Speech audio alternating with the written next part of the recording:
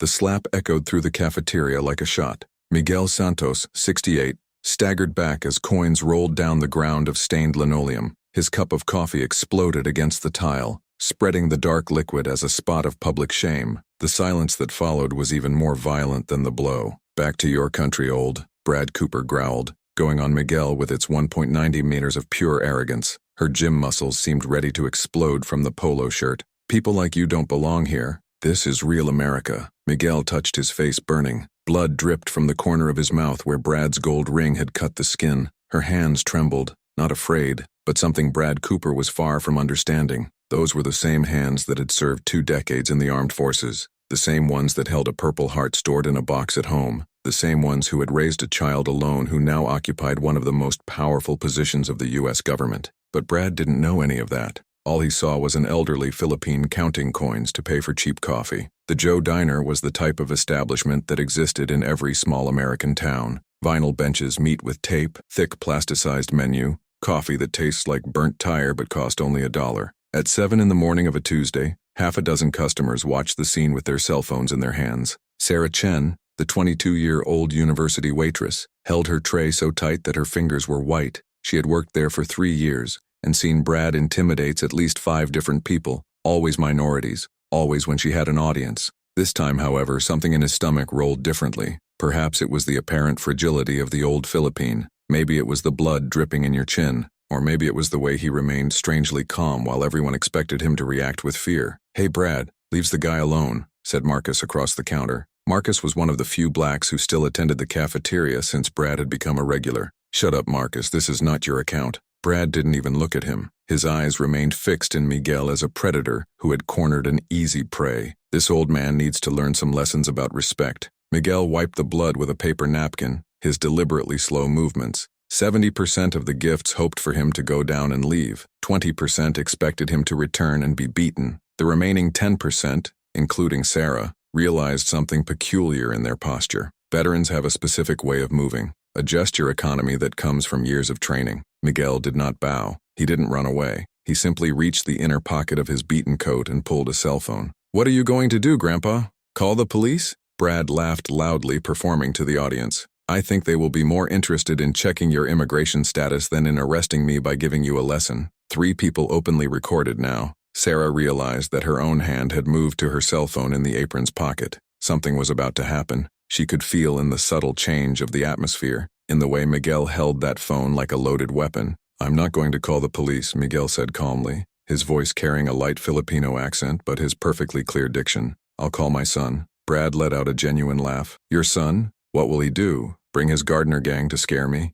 Miguel entered a single number in the quick dialing. The phone rang once. "Father?" The voice that responded echoed through the speaker of his cell phone, deep, authoritarian, and carrying the kind of urgency that important people use when they answer calls during critical meetings. "Is everything okay? You never care at this time." "Rafael," Miguel said calmly, "I'm sorry to interrupt your morning, but I just be assaulted in a cafeteria. I thought you should know before you appear in the news." The silence that continued lasted only 3 seconds, but it seemed an eternity. "Betchard, where are you? Are you injured? Where is the aggressor?" The voice had completely changed, now carried the tone of command of someone used to mobilizing federal resources immediately. Brad Cooper froze. Something in the timbre of that voice, something in the instant and militarized reaction, made an alarm sound in some functional corner of his brain. "I'm in Joe's cafeteria. Just a cut on my face. The man who hit me is right in front of me. His name is Brad Cooper, according to the shirt of his building company." "Brad Cooper," the voice repeated, and Sarah Chen swore he could hear fingers typing quickly through the phone.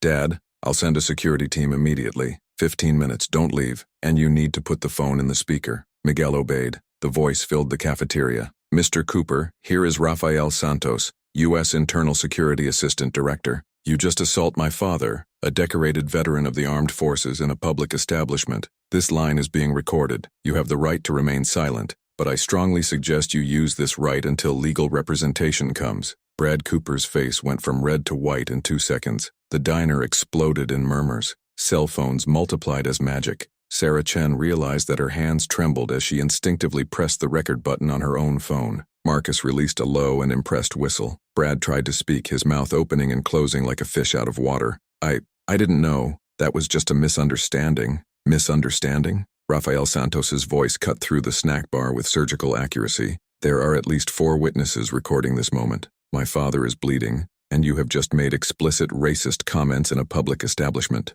Mr. Cooper, I suggest you feel and wait for the authorities to arrive without any more word that can incriminate you even more. Miguel cleared more blood from his face, his eyes never leaving Brad. There was no triumph there, no anger, only the quiet patience of someone who had seen real nightmares and knew this was just karma coming 15 late. Sarah Chen posted the video on her account even before thinking consciously about it. Justice para Miguel began to take shape before the first police car appeared. What Brad Cooper didn't know, what no one in that diner still understood, was that the slap he had given was not just against a Philippine elderly. It was against a man whose family had spilled blood through this country. It was against the father of someone who had unlimited federal resources available. And more importantly, it was a crime that had been documented by half a dozen cameras just as it would go nationally. While Miguel was calmly waited for the arrival of the authorities, his military posture intact despite the blood on his face, a question was suspended in the diner air. How many other people Brad Cooper had intimidated that they did not have a powerful child to defend them? The answer to this question would be revealed earlier than anyone imagined. And it would be much, much worse for Brad than he could have predicted in his worst nightmares. If you have already witnessed an injustice and wished karma to act faster, subscribe to the channel. Because this story is just beginning, and the fall of Brad Cooper will be as spectacular as its arrogance deserved. 15 minutes turned into an eternity. Brad Cooper remained sitting in a corner of the cafeteria, his face alternating between anger and white panic. 2 police vehicles had already arrived, but the officers only kept perimeter, federal orders. No one would touch anything until the internal security team arrived. Sarah Chen couldn't stop looking at her cell phone. The video she had posted only 12 minutes ago already had 47,000 views. The comments exploded faster than she could read. Oh my God, did he hit the director's father? Brad Cooper is over. Does anyone have his company address? Let's cancel this racist. Philippines served this country for generations and this idiot. Miguel remained sitting calmly at his bench, a napkin pressed against the cut on his face. One of the police had offered first aid, but he politely refused. I'll wait for the federal paramedics. Thanks. His voice was firm, without anger, without fear, just that military calm that came from decades of discipline. Look, Miguel, Brad tried for the 3rd time, his voice cracking. I was having a bad day, you know. Problems at work, pressure, these things. It was nothing personal. Miguel faced him directly for the first time since the call. Come back to your country, wasn't you guys? People like you don't belong here, wasn't you guys? He paused, leaving Brad's own words echo through the silent cafeteria. Brad, you're not sorry for what you did. You're sorry for whom you did. The truth of those words has reached as a punch. Sarah saw Brad open her mouth to protest, then climbing her when she realizes that anything that's said just rides her deeper grave. Marcus, who had witnessed everything from the counter, approached Miguel with a cup of fresh coffee. Because of the house, Mr. Santos, and I'm sorry for not doing it anymore when he started. You tried. Miguel accepted coffee with a nod. Cedo. Most people just look. 3 black SUVs arrived simultaneously in front of the cafeteria. There were no sirens. There was no fanfare.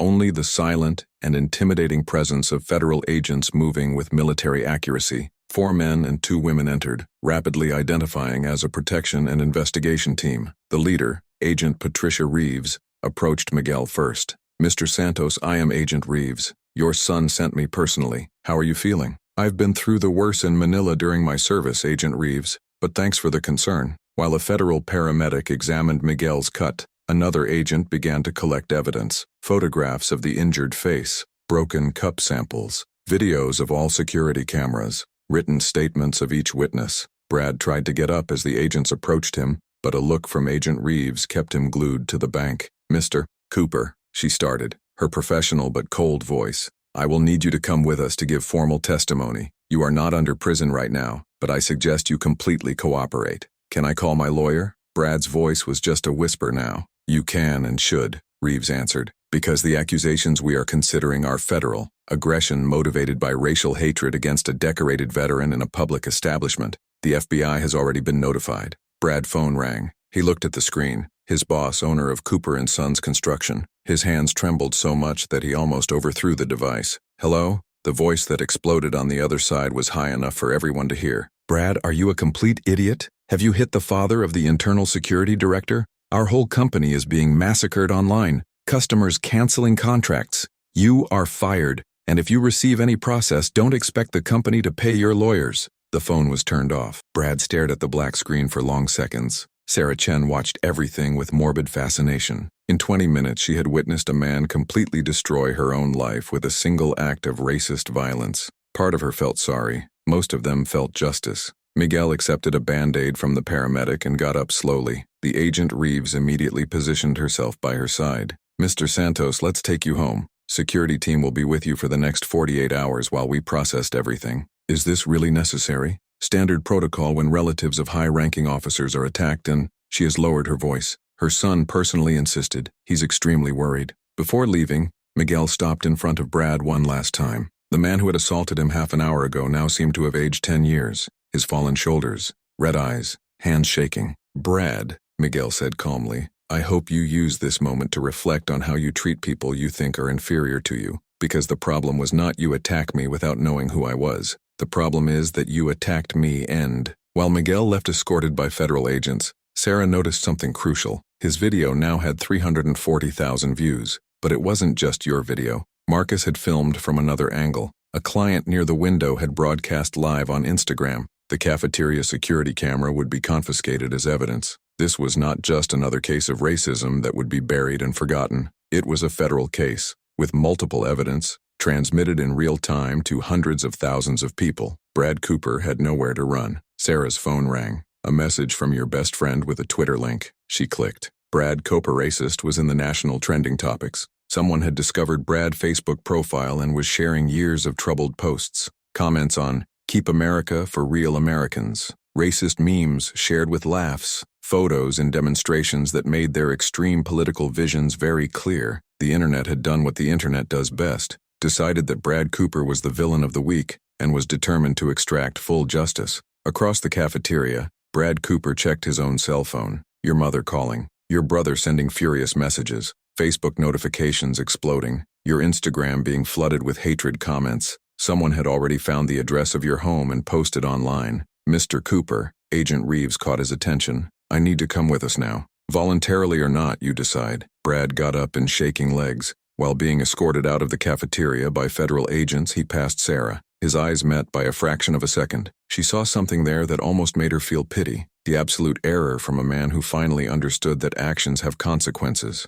Almost. Because she remembered the casual way he had called Miguel, "people like you." How easily he had given that slap. The absolute certainty in his voice when he said, "Go back to your country." No, Brad Cooper did not deserve pity. He deserved exactly what he was getting. As the black SUVs disappeared down Riverside's main road, the diner erupted in conversation. Customers who had been silent during the assault now had a lot to say. "I always knew Brad was troubled. Remember when he made that comment about the Mexican family? My cousin worked for his company. He said the environment was toxic." Sarah cleaned the tables mechanically, her mind processing everything. In her college experience studying journalism, she had learned about how historic moments are captured, how a single photograph can change entire social movements. She had just captured one of those moments, and something told him that this story was just beginning, because Brad Cooper hadn't just attacked Miguel Santos. He had assaulted a Filipino veteran who served the country for 2 decades, a father who single-handedly raised a son who rose to one of the most powerful positions in the American government,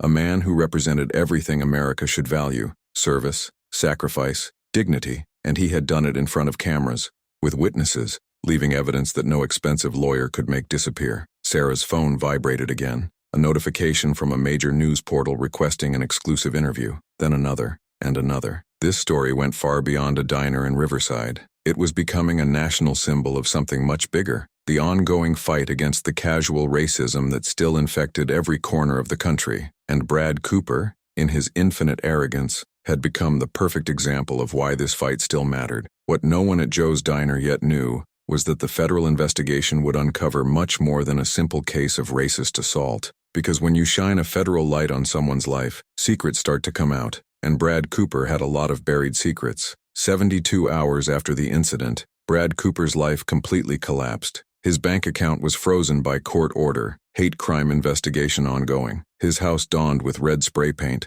racist. Neighbors who had greeted him for years now crossed the street to avoid eye contact. His mother stopped answering his calls. But the real terror began when he received the official notification. United States Department of Justice versus Bradley James Cooper. Federal charges of hate crime with aggravated violence against protected veteran. Sarah Chen watched the events unfold from her small table in the university library. His video now surpassed 2.3 million views. 3 talent agencies had reached out offering representation. A Netflix documentary filmmaker wanted to license the original material. But what really impressed her was the investigation that had unfolded from that single incident. Agent Patricia Reeves had discovered something while digging into Brad Cooper's life. He wasn't just a casual racist who lost his temper at a bad time. It was part of something systematically planned. In the basement of Miguel Santos's residence, now transformed into an improvised operations center, documents were spread out on the dining table. Rafael Santos had flown from Washington immediately after the incident, bringing with him a team specializing in hate crimes.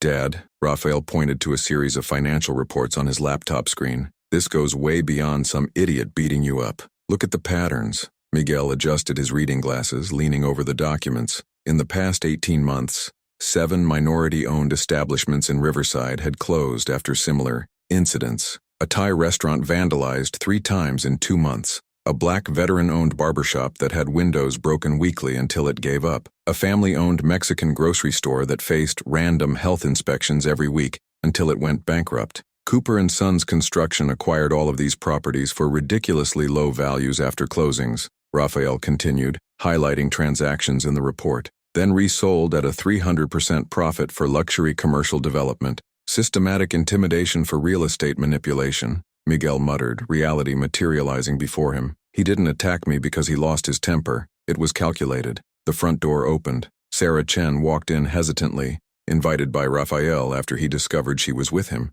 towards additional testimonials of witnesses on their own initiative. "Miss Chen," Rafael formally greeted her. "Thank you for coming. Your journalistic skills can be crucial here." Sarah deposited a folder on the table. "I found something you need to see. I interviewed 12 minority business owners in Riverside. All have reported identical standards of harassment in the last 2 years." She spread written testimonials. Each story echoed the same structure: small but frequent initial incidents, vandalism climbing, interested buyers, pressure offering low values, and finally forced withdrawal. Scarier, Sarah opened her laptop, showing screen catches. "I found a private Facebook group called Riverside Heritage Preservation. It has 47 members, including Brad Cooper, his building owner, 3 municipal council members, and the deputy police chief." Rafael widened the images. Coded posts on maintain community identity and protect traditional values. Photos of commercial establishments marked with target emojis. Discussions on strategic management of problematic properties.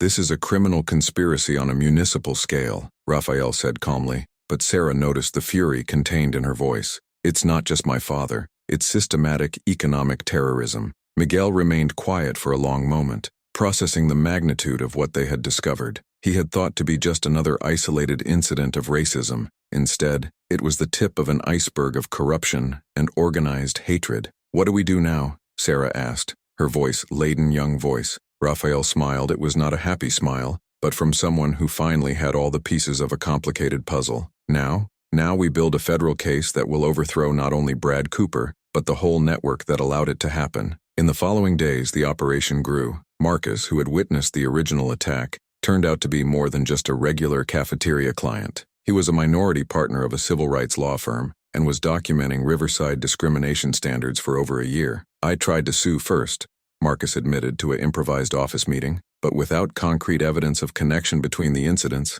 the cases were treated in isolation. Small fines, no real consequences. So far, Rafael has added, because assaulting the father of an active federal director protocols completely different. And when we begin to investigate, we find the complete web. Civil rights lawyer Dr. Rebecca Okonkwo joined the team, bringing expertise in collective processes. Nigerian-American with 20 years of experience destroying schemes of systematic discrimination, she examined the documents with trained eyes. "You have enough evidence for criminal and civil proceedings," she announced after 3 hours reviewing materials. "We can go after punitive damage that will bankrupt everyone involved. But more important, we can force complete structural reform of how Riverside operates." While the cool team built the case, Brad Cooper was having a nervous collapse in real time on social networks. His lawyer had advised complete silence. But arrogance is difficult to turn off after a lifetime practicing. Brad started posting clarification that only dug their deeper pit. "I was unfairly portrayed by the media. That incident was a misunderstanding amplified by people with a political agenda. The comments destroyed him in seconds. Mal crashed? There's video of you hitting it. Political agenda? Don't you like violent racists? You are overbred. Accept. Sarah documented each self-destructive post, every pathetic attempt to control the narrative. It was fascinating to watch someone so used to power and privilege find that neither protected you when evidence was irrefutable and attention was national. The definitive turn came when a former Cooper & Sons construction employee sought Raphael directly. Jennifer Walsh had worked as an administrative assistant for 4 years. Silent, efficient, and completely invisible to executives who discussed illegal strategies in front of it as if furniture had not heard. I have emails, she said simply, depositing a pen drive on the table. 4 years of internal correspondence discussing exactly how to identify troubled owners and force them to sell. It even has an Excel spreadsheet tracking strategic acquisitions progress for the owner's demography. Raphael inserted the pen drive. His eyes widened as he roamed file after file. It was not just evidence. It was a systematic operations manual. CEO email. Focus on Philippine properties in the Riverside Avenue. Demographically more vulnerable to pressure. Brad. Answer. I've started phase 1. 2 incidents scheduled for this week. Excel spreadsheet categorized by owner's ethnicity, property value, estimated resistance level, and recommended acquisition tactics. Why are you delivering this now? Miguel asked gently. Jennifer looked directly at him. Because I was quiet too long. I saw you being attacked in that video and realized I allowed it. I worked for these people knowing what they did and chose my salary about doing the right thing. Tears ran down. I can't undo my silence, but I can guarantee that they pay for each victim. The room was respectful silence. Redemption did not erase complicity, but the courage to correct mattered. Raphael copied the files, organized authenticity documentation, and sent everything to the federal promoter with direct line. 40 minutes later, your phone rang. Santos, it's Attorney General Martin. What the hell did you send me? Evidence of criminal conspiracy on a municipal scale for real estate market manipulation through systematic racial intimidation, sir. Long pause on the other side. Are you telling me that this case of your father is part of RICH? Yes, sir. Racket Influenced and Corrupt Organizations Act. Criminal organization using violence and intimidation for financial gain through the standard of illegal activity. My God. Another pause. Great jury preparation starts Monday. I will need you and your team giving testimonials. Miguel watched his son coordinate legal details with federal authorities. He was proud, but also a deep sadness. All this, federal investigation, national attention, imminent justice, only happened because it had powerful connections. How many people have suffered this without having a child in a position of power? He asked aloud. Sarah, organizing nearby documents, stopped. That's exactly the question that needs to be asked, Mr. Santos. And that's why it can't just be about you. It has to be about everyone. While the sun was on Riverside, 3 things were moving simultaneously. Raphael's legal team, preparing the most comprehensive federal case of economic hatred crimes in a decade. Brad Cooper and his father receiving notifications of federal criminal charges under RICH, facing up to 20 years in prison. And Sarah Chen publishing a long-form investigative article that would be republished by dozens of national vehicles. The slap that exposed a conspiracy. As a Philippine veteran accidentally discovered systematic economic terrorism, Brad Cooper woke up on Thursday to find out that it was no longer that racist who hit someone. It was now the face of a criminal conspiracy that had deliberately destroyed minority families for corporate profit. Your lawyer called at 6:47 a.m. Brad, we need to talk about an agreement with a prosecution. Their case is airtight. If we go to trial, you die in prison. Brad hung up and stared at the ceiling of the room that would soon be confiscated as part of recovery of criminal assets. For the first time in his privileged life, consequences were inevitable. At Miguel Santos's house, veteran Filipino sitting at the dining table was looking at the mess of documents, laptops, and evidence that had turned his home into a makeshift center of justice. Raphael put his hand on his father's shoulder. I'm sorry you had to go through this to get here. Miguel shook his head slowly. Don't feel. Better men that I have suffered worse injustices and have never seen a day of justice. If my suffering can mean that it never happens to another family, then it was worth every second. While city lights began to shine in the distance, a legal storm was formed that it would sweep not only Brad Cooper, but the whole corrupt structure that had allowed men but it operates impunity for so long. What began as a slap in a cafeteria was about to become one of the largest civil rights cases of the decade. And Brad Cooper, in his infinite arrogance, had provided every piece of evidence necessary for his own destruction. Justice was coming, not the quick and satisfactory version of the movies. The real, slow,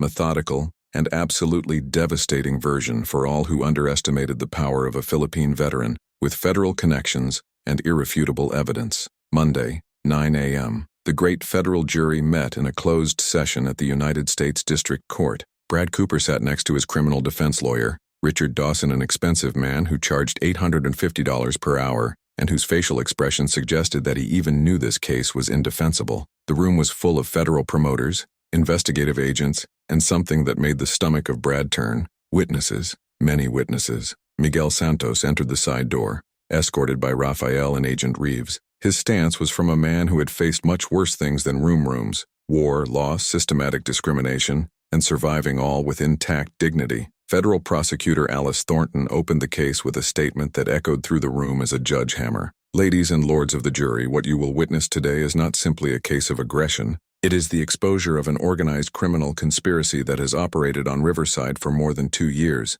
systematically destroying minority families and business for financial profit. She activated the projector. The first image was an enlarged photo of Miguel's face, the bleeding cut, taken minutes after the attack. The second was a screen capture of the viral video, 3.7 million views now, showing Brad slap in slow motion. This is Miguel Santos, a decorated veteran, father, grandfather, and U.S. citizen who served this country for 2 decades. And this one, she pointed to Brad, is Bradley James Cooper, a member of a criminal organization that identified minority owners as targets for forced property acquisition. Brad felt every pair of eyes in the room fixed on him. His face burned. His hands sweated so much that they stained the documents in front of him. Thornton advanced to the next slide. Cooper and Sons Construction internal emails, each more condemnatory message than the previous one. From Bradley Cooper to his father, James Cooper Sr. Target Filipino at Riverside Avenue identified. Starting pressure phase this week. Estimation of acquisition in 60 days with 70% discount.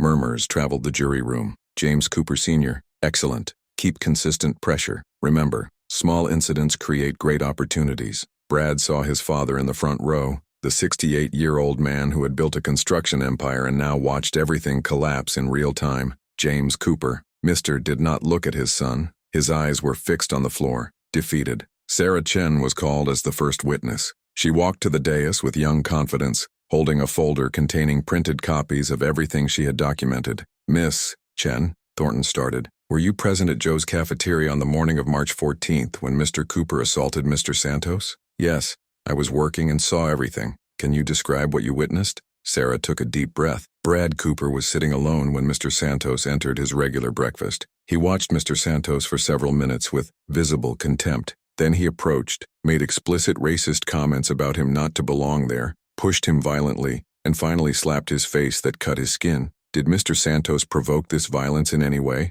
Not absolutely. He was just sitting, having coffee, counting coins to pay. He didn't say anything hostile. He didn't even look at Brad until he was attacked. Brad closed his eyes. Each word was a nail in his coffin. Thornton showed the full video filmed by Sarah. 2 minutes and 47 seconds of irrefutable evidence. No editing, no ambiguous context. Only Brad Cooper being exactly who he was, a violent racist committing hate crime in high definition. When the video ended, the silence in the room was deafening. Marcus was then called. Mr. Thompson, do you also witness the attack? Yes, and it was not the first time I saw Brad intimidating people. In the last 2 years, I have witnessed at least 5 similar incidents, always against minorities, always in public, always with the same arrogance as those who thought it was above consequences. Did you report these previous incidents? I tried, but Brad had connections with the local police. Nothing happened. The victims were afraid of retaliation. So far, Jennifer Walsh, the former Cooper and Sons employee, handed the final bomb. She walked to the dais loading not only the pen drive with incriminating emails, but 4 years of physical documentation, internal reports, Excel spreadsheets, notes of executive meetings. Miss Walsh, Thornton asked, did you work as an administrative assistant at Cooper and Sons for how long? 4 years and 3 months. And during this period, did you have access to the company's internal communications? Yes. I organized emails, scheduled meetings, prepared reports. They would talk openly in front of me like I was invisible. Thornton exhibited the Excel spreadsheet Jennifer had provided. Designed on the 3-meter screen, each cell was a condemnation. Column A, name of the owner. Column B, identified ethnicity. Column C, estimated value of the property. Column D, resistance level, low, medium, high. Column E, recommended tactics, vandalism the minor, repeated inspections, direct intimidation. Column F, acquisition status, 40, 3 properties listed, 30, 1 belonging to minorities, 27 marked as acquisition completed successfully. Miss Walsh, in your experience working for Cooper & Sons, does this spreadsheet represent the company's official strategy? Yes, it was updated weekly at executive meetings. Brad Cooper personally reported progress from strategic acquisitions and received bonuses based on how many properties were purchased below market value. Brad whispered something desperate for his lawyer, who only shook his head negatively. There was no possible defense against documentary evidence of this magnitude. The final devastating moment came when Prosecutor Thornton called Dr. Rebecca Okonkwo, a specialist in civil rights and systematic discrimination. Dr. Okonkwo, after reviewing all the evidence presented, "What is your professional assessment of this case? This is not an isolated incident of racism. It is organized economic terrorism. Cooper & Sons has essentially operated as a criminal organization, using violence and systematic intimidation to force minorities to sell properties below market value, generating profits of approximately $4.7 million in 2 years through illegal methods." She pointed to graphics showing irrefutable statistical patterns. Properties belonging to minorities have been shot with 847% more frequency than white properties in the same area. This is not coincidence. It is calculated and documented discrimination. Brad saw his world collapse in real time. Not just he, the whole family structure, the legacy of 3 generations of the Cooper family, the reputation built over decades, all becoming ashes. During the break, Brad tried to talk to his father, James Cooper. "Mister turned his back. You destroyed everything I built. Don't talk to me." The afternoon session brought the victims. 12 minority business owners who had lost everything witnessed. Each story was a variation of the same nightmare: increasing intimidation, inexplicable vandalism, pressure to sell, and finally forced withdrawal. Teresa Rodriguez, owner of the Mexican restaurant La Familia, who closed after 18 years of operation.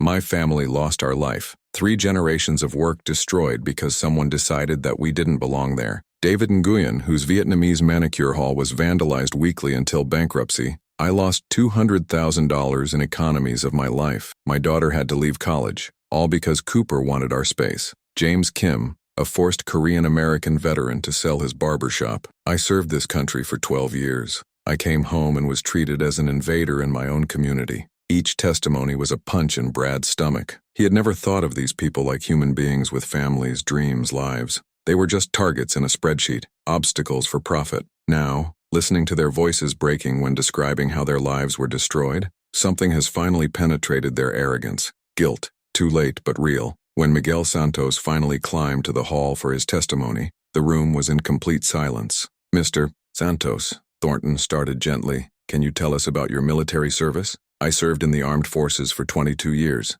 2 shifts in the Middle East. I received Purple Heart after combat injuries defending this country." "And when did you come home? How was you received in Riverside?" Miguel paused, choosing words carefully. "Riverside welcomed me for many years. I raised my son here. I built an honest life, but in recent years, something has changed. I started to feel different looks. Until that morning at the cafeteria, when Brad Cooper decided that I did not belong to the country by which I poured blood." His voice did not falter. There was no anger there, just deep sadness for a country he loved, but not always loved him back. "Mr. Santos, do you want Brad Cooper to suffer?" Miguel looked straight at Brad for the first time since they entered the room. "I don't want him to suffer. I want him to understand. I want everyone to understand that human dignity is not negotiable, and I want this case to prevent others from suffering what so many families have suffered." When Miguel got out of the dais, half the jury was visibly thrilled. The prosecutor filed the formal accusations: Racket Influenced and Corrupt Organizations Act,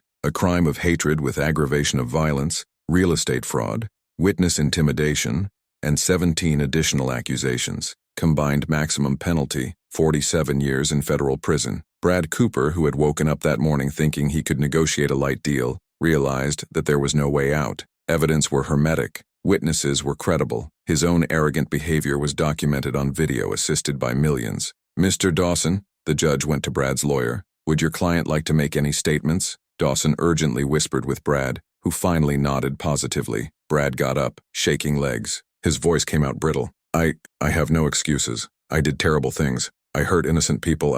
He choked, tears finally coming. "I'm sorry. It's not enough, I know, but that's all I have." Miguel watched calmly. Genuine repentance or despair of trapped man? Probably both. The jury deliberated for just 3 hours, record time for a case of this magnitude. The verdict was unanimous in all accusations. Guilty. Brad Cooper collapsed, literally fell to the knees when the word was pronounced. His father left the room without looking back. His lawyer closed the folder with professional resignation, but the court did not end in the courtroom. While Brad was taken under federal custody, another tsunami hit him from the outside world. Its history had viralized nationally. Justice para Miguel reached 8.2 million mentions. Protests took place in 47 cities, demanding similar investigations in their own communities. The case became a higher symbol of movement against systematic discrimination. Cooper and Sons Construction filed a bankruptcy after customers canceled $23 million in contracts. Suppliers cut relationships. Banks required immediate payment of loans. The empire of 3 generations collapsed in 2 weeks. James Cooper, Mr., had a smaller stress of stress. His wife left him, unable to deal with public shame. The family mansion was put for sale to cover legal debts. Brad faced transfer to federal prison of average security, without bail. Judgment would be pronounced in 60 days, but prosecutors recommended the maximum. 35 years after negotiations were rejected, his life, as existed, was over. At 41, he would probably die in prison, and all because he underestimated a Philippine veteran telling coins in a cafeteria. Sarah Chen watched the live coverage of the sentence of her university dorm. Its original video now had 12 million views. She had been invited to internships in 5 major journalistic vehicles. His future never seemed so bright. Miguel Santos returned home that night, Rafael by his side. Father and son sat in silence in the room, processing everything. "Do you think it's worth it?" Miguel finally asked. "All this public suffering?" Rafael took his father's hand. 43 families will recover financial compensation.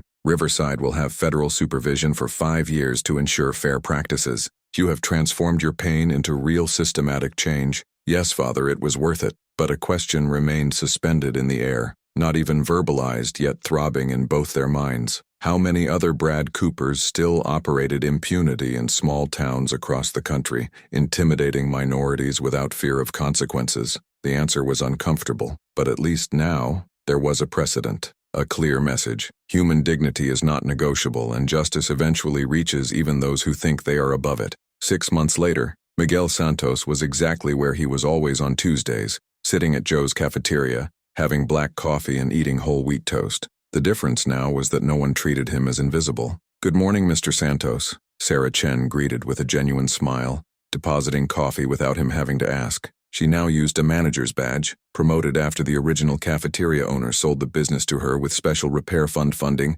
established by the court agreement. "Coffee because of the house, as always." "Sarah, I've said he doesn't have to do it every time." Miguel has protested politely, but he has accepted gratefully. The cafeteria had become a kind of non-official sanctuary. On the main wall, Sarah had hung a framed photo, Miguel in her military uniform, younger decades, along with a quote that she herself had written: "Dignity is not negotiated. Justice has no expiration date." Tourists stopped regularly to take pictures. Civil rights students made pilgrimages. The little diner who witnessed an act of racist violence had become a symbol of resistance and transformation. Marcus Thompson, now leading the civil rights law firm that had grown 400% after the case, joined Miguel in the bank. "I brought the final updates on compensation." He opened a folder. 43 minority families who had lost business due to the conspiracy of Cooper and Sons received compensations totaling $18.7 million. It wasn't just money. It was validation. It was public recognition that injustices had been committed, and what consequences were real. Teresa Rodriguez reopened La Family last week. Marcus pointed out for a photo in the report. 3 times larger than the original restaurant. "She told me she'll never forget that she was your case that has made it possible." Miguel shook his head modestly. "It wasn't me. It was the system working as it should work when good people decide not to be silent." Rafael entered the door, impeccable suit but tie loosely, had just left a meeting in Congress on federal law inspired by the Riverside case. He hugged his father and greeted the gifts. "I just left a hearing where the case Santos versus Cooper was cited as legal precedent in 7 different processes of systematic discrimination," Rafael announced, evident pride in his voice. "Father, you not only got justice for yourself, you created a way for others to go." The change in Riverside had been deep and permanent. The deputy police chief who was part of the group on Facebook resigned under public pressure. 3 members of the municipal council were removed by popular vote in special elections. The city now operated under federal supervision,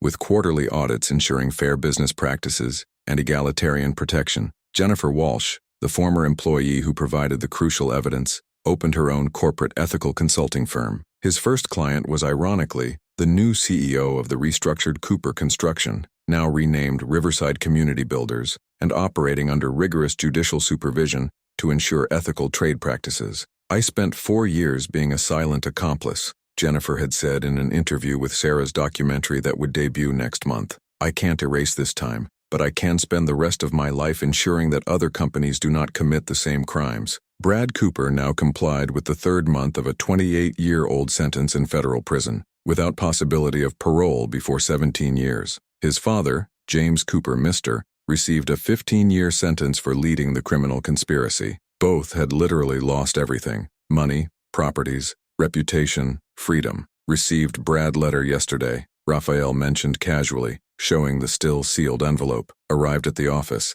He says he is an apology." Miguel looked at the envelope for a long moment. "And what do you want to do with it?" "Your decision, father. You are the one he hurt." Miguel took the envelope, feeling the weight of the paper. Inside him was probably late repentance of a man who finally understood the consequences of his actions. But regret did not erase pain. He did not return years lost to the families he had destroyed. "I'll read," Miguel finally decided, keeping the envelope in his pocket. "But not today. Today is to celebrate victories, not review defeats of others." Sarah brought a small pie with candles. 6 months of 6 months since the incident that changed everything. It was a strange but significant tradition. Celebrate not the act of violence, but the transformation that emerged from it. "For the man who taught us that dignity is more powerful than violence," Sarah toasted with her cup of raised coffee. Regular cafeteria clients joined the toast. Some were old acquaintances. Others were new, families of minorities who were now safe attending Riverside establishments,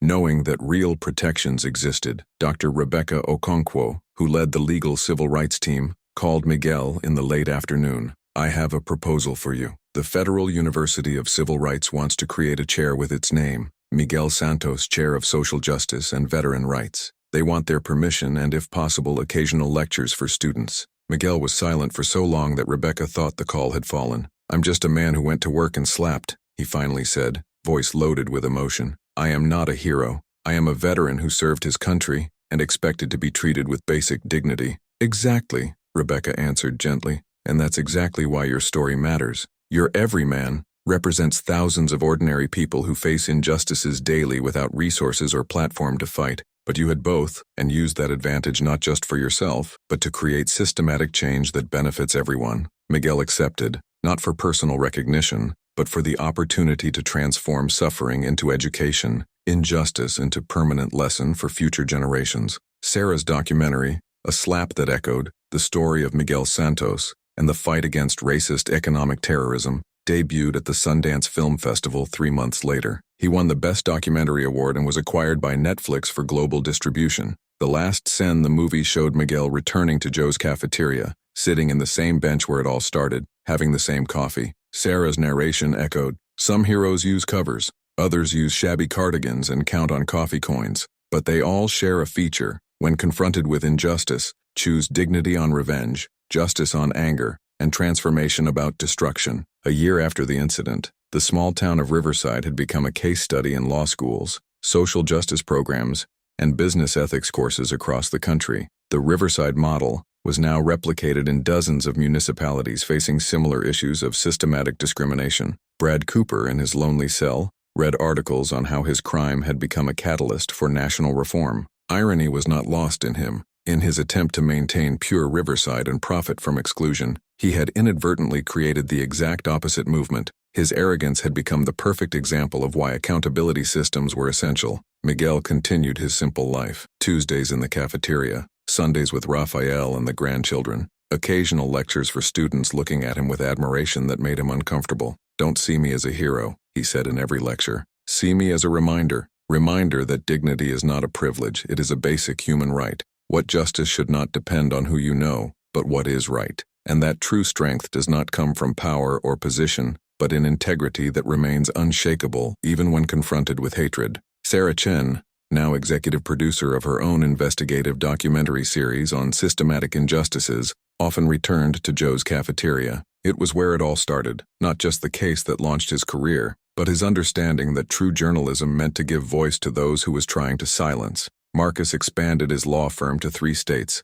specializing exclusively in cases of systematic economic discrimination. He had discovered 12 schemes similar to Cooper's, all now under federal investigation, all using the Santos case as a legal precedent. Jennifer Walsh slept better now, knowing that her courage to reveal the truth had saved future victims of suffering what she had helped to perpetuate in her previous silence. Redemption did not erase sins, but corrective action mattered. On a rainy afternoon of Tuesday, 2 years after the slap that changed everything, a 19-year-old Filipino entered the Joe's cafeteria nervously. He held a newspaper with an article about Miguel Santos and the transformation of Riverside. "Sir," he approached Miguel shyly, "I'm a pre-write student at the local university. I read about what happened here. I also suffer regular discrimination on the campus. I always thought there was nothing I could do, but your story gave me the courage to report formally. I wanted to thank personally." Miguel invited the young man to sit. They talked for 2 hours, about injustice, about resilience,